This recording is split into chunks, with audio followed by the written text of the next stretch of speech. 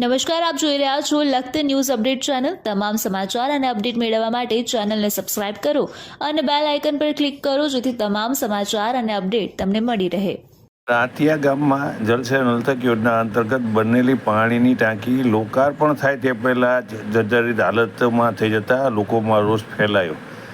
લીમખેડા તાલુકાના દાંતિયા ગામમાં રેલવે લાઇનની બાજુમાં જલ સે નલ યોજના અંતર્ગત બનાવેલી પાણીની ટાંકી જે લોકાર્પણ થાય તે પહેલાં જર્જરિત હાલતમાં જોવા મળી રહી છે। હજી તો જે પાણીની ટાંકીનું લોકાર્પણ પણ કરવામાં આવ્યું નથી, હજુ તેમાં પાણી પણ ભરવામાં આવ્યું નથી। પાણીની લાઈન જોડવામાં આવી ત્યાં તો ટાંકીનું મેન્ટેનન્સ આવી ગયું હોય તેવી હાલતમાં જોવા મળે છે। વિડીયોમાં જોઈ શકાય છે કે ટાંકીની આજુબાજુનું સ્ટ્રક્ચર તૂટી ગયું છે, સાથે ટાંકીની ઉપરની ગોળાઈ પણ ફાટી ગઈ છે, જે ચોખ્ખું જોવાઈ રહ્યું છે। આ ઉપરથી સાબિત થાય છે કે જે એજન્સી દ્વારા કામ કરવામાં આવેલ તેની કામગીરી કેટલી ઈમાનદારીથી કરવામાં આવેલી છે। સરકારી તંત્રના અધિકારીઓ જાણે એસી ઓફિસમાં બેસી રહેવાનો પગાર ખાતા હોય તેવું લાગી રહ્યું છે।